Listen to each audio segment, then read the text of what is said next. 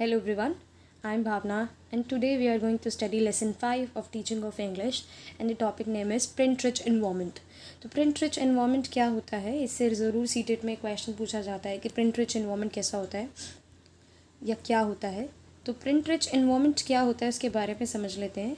देखिए सबसे पहले print rich environment है क्या कि एक ऐसी क्लासरूम में एक ऐसा इन्वामेंट जहाँ पर हम स्टूडेंट्स को अपॉर्चुनिटीज़ देते हैं कि वो एक प्रिंट के साथ इंटरेक्ट कर पाएँ. हमारे पास डिफरेंट वॉल्स होती हैं, हम डिफरेंट वॉल्स पे डिफरेंट प्रिंट्स को पेस्ट करते हैं ताकि वो इंटरेक्ट कर सके. जितना भी हमारी क्लासरूम में वॉल्स होती हैं, जितने भी प्रिंट उसमें या मटेरियल डिस्प्ले हम करते हैं, वो एक कम्युनिकेशन का मीडियम होते हैं जिससे स्टूडेंट्स इंटरेक्ट करते हैं.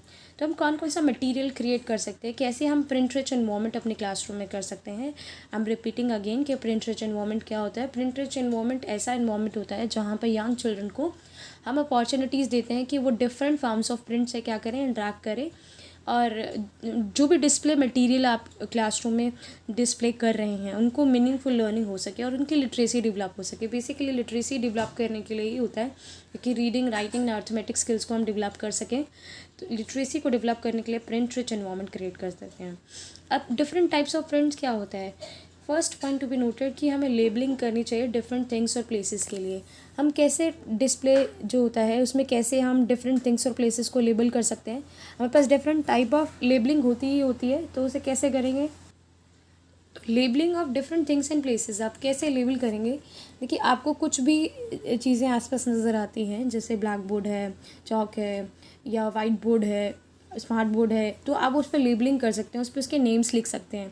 ठीक है. या आपने कोई आपके पास शेल्फ्स हैं या कुछ भी आपने बना रखा है, बॉक्सेस बना रखे हैं, तो उन बॉक्सेस के ऊपर मटेरियल आपने रखा हुआ है तो उन बॉक्सेस के ऊपर आप लेबलिंग कर सकते हैं. ठीक है. तो आप कैसे भी लेबलिंग कर सकते हो. यहाँ तक कि आप अपने क्लासरूम में जो लेबलिंग कर रहे हो उस स्पेसेस की भी लेबलिंग कर सकते हो कि कहाँ पर हॉल है, क्लासरूम में कौन सा कॉर्नर कहाँ पर है, तो उसकी भी आप लेबलिंग कर सकते हो. Then uses of different signs and symbol.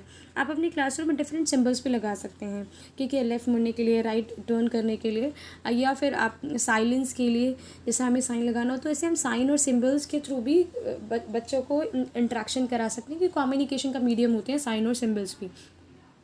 Then third one, write different instructions on chart papers and walls for helping them to remind. आप डिफरेंट इंस्ट्रक्शन चार्ट पेपर्स पे लिख सकते हो. आपने चार्ट पेपर लिए, उसमें लिखा कीप साइलेंस, आप ऐसे करके डिफरेंट जो इंस्ट्रक्शंस हैं आप वहाँ पर लिख सकते हो. जैसे साइलेंस मेंटेन करना है, रीडिंग के लिए मेंटेन करना है, या कोई भी आपको इंस्ट्रक्शंस देनी है. ठीक है कि हेल्दी डाइट क्या होती है या फिर हमें हेल्दी कैसे रहना चाहिए, ऐसे इस तरह के इंस्ट्रक्शंस आपको देना है, या अपने आप को कैसे क्लीन रखना चाहिए. आप इंस्ट्रक्शंस उस चार्ट पेपर्स पे लिख सकते हैं और उसको वॉल पर पेस्ट कर सकते हैं ताकि उनको रिमाइंड रहे चीज़ें.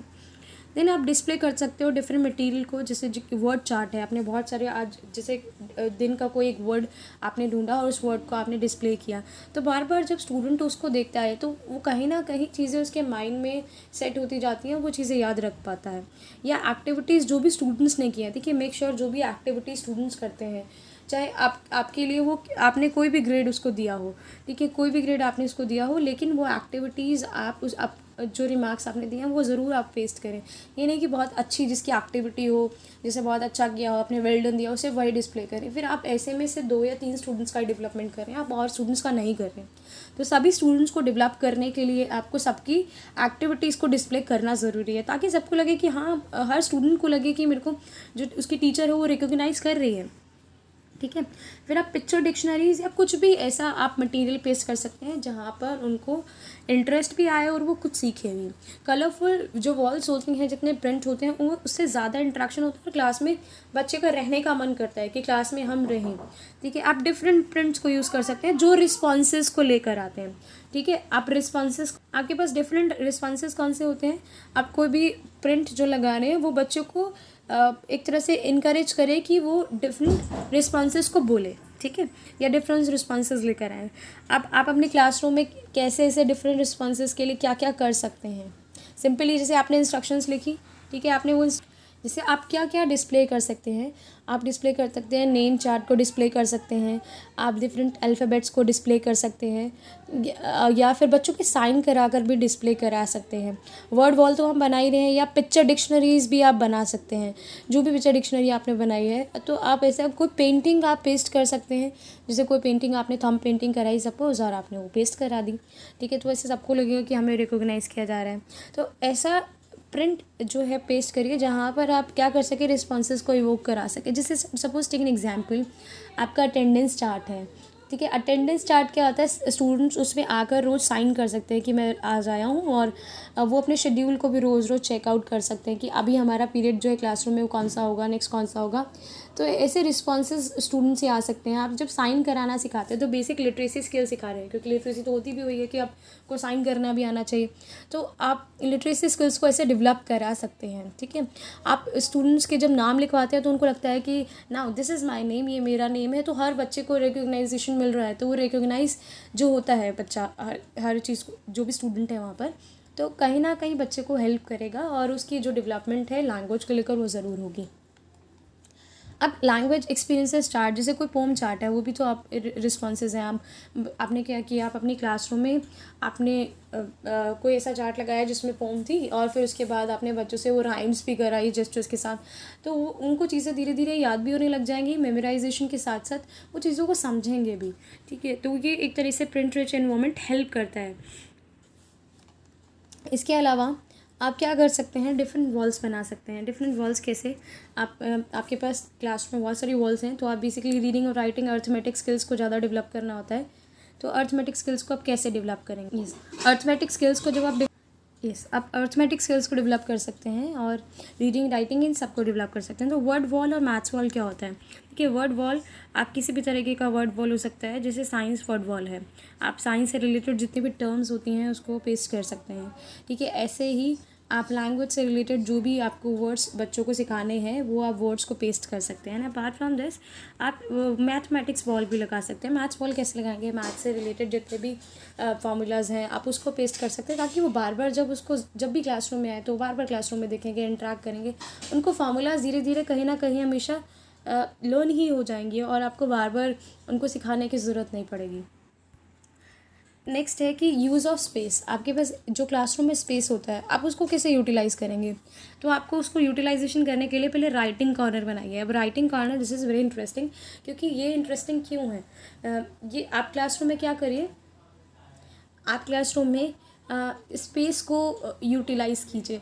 स्पेस को कैसे यूटिलाइज़ करेंगे, आप जो भी आपके पास जो स्पेस है, राइटिंग कॉर्नर जो है, आप क्या करिए, क्लासरूम में कॉर्नर जो एक कॉर्नर होगा उस कॉर्नर में आप एक राइटिंग कॉर्नर बना दीजिए। जैसे कि आप बहुत सारी बुक्स रख दीजिए वहाँ पर, एक टेबल एंड चेयर रख दीजिए, ठीक है। नहीं तो आप राइटिंग के लिए आप जैसा भी आपके पास स्पेस है वो रख सकते हो, जहाँ पर वो लिख सकें, एक्सेसिबल हो बुक्स भी। अब मटेरियल क्या रखेंगे, अगर आप राइटिंग कॉर्नर, जैसे आप पिक्चर में देख सकते हैं कि आप ऐसे राइटिंग कॉर्नर अगर इंडियन क्लासरूम में रखना है तो कैसे रख सकते हैं। आप कोई सा भी स्पेस ले लीजिए क्लासरूम में, एंड वहाँ पर एक टेबल चेयर्स या बहुत सारी चेयर्स को रखिए, और एक बॉक्स ले लीजिए जिसमें आप बहुत सारी बुक्स को रख पाएँ, और स्टेशनरी जो भी चाहिए, जैसे पेंसिल, मार्कर्स, क्रेयॉन्स या चॉक पेन, जो भी आपको चाहिए, वाटर कलर्स चाहिए, स्केच पेन चाहिए, एंड ब्रशेज़, ये सब आप रख सकते हैं।